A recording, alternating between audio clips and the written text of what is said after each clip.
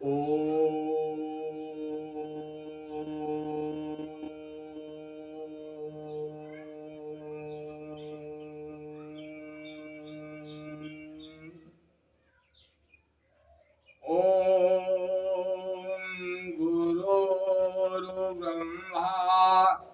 गुरुर्विष्णु गुरुदेव महेश्वरा गुरुदेव परं ब्रह्म तस्मै श्री गुरुवे नमः। अखण्डमण्डलाकारं व्याप्तं येन चराचरं तत्पदं दर्शितं येन तस्मै श्री गुरुवे नमः। मातृवत् लालित्री च पितृवत् मार्गदर्शिका नमोस्तु गुरुसत्ताय श्रद्धा प्रज्ञायुताचया। ओम श्री गुरुवे नमः। ओम श्री गुरुवे नमः। ओम श्री गुरुवे नमः। परम पूजनीय गोस्वामी तुलसीदास द्वारा रचित श्री रामचरितमानस महाकाव्य का ये भाग नंबर 80 आप लोगों के समक्ष प्रस्तुत कर रहा हूं। आप लोग इसका श्रवण कीजिए, जिससे लोगों के अंतःकरण में सात्विक विचारधारा यानी सकारात्मकता का अभिवर्धन हो। शिव जी की बारात जाती है पर्वतराज हिमांचल के वहां। जब महारानी मैना शिव जी को देखती हैं तो उनके पैरों तले जमीन खिसक जाती है।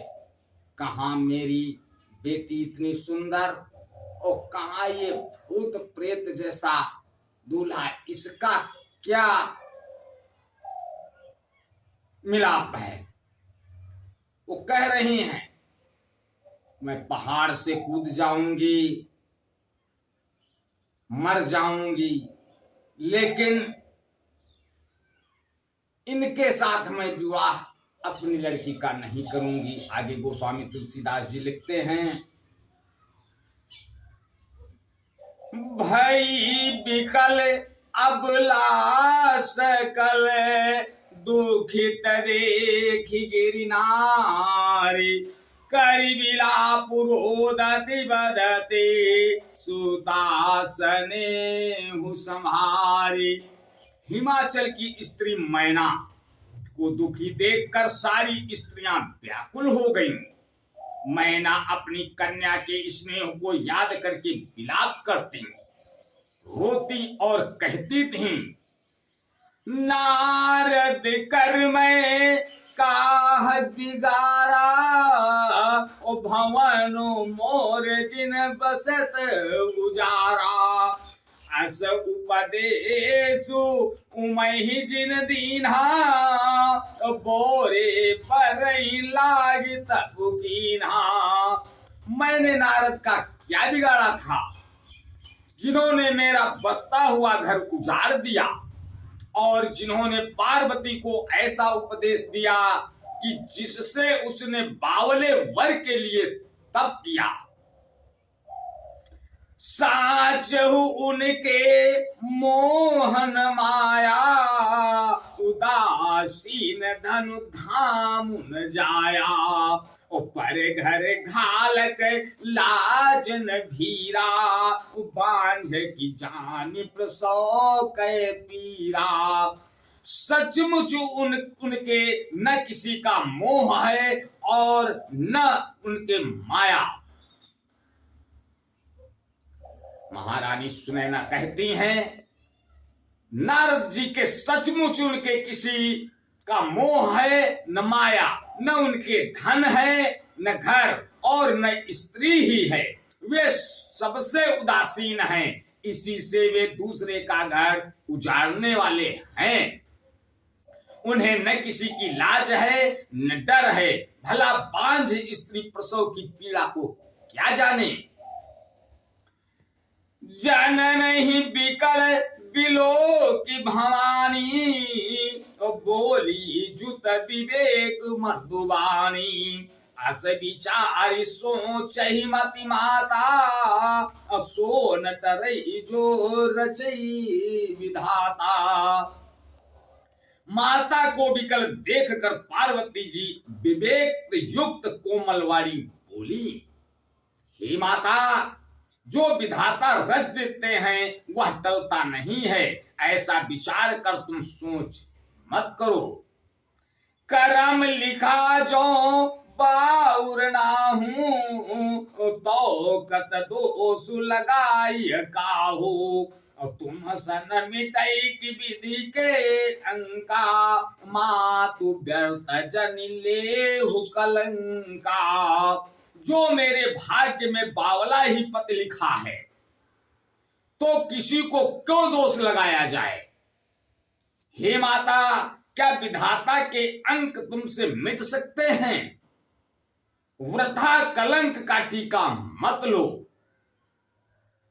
जनी ले हो मातु कलंक करुणा, परिहरऊ अवसर नहीं।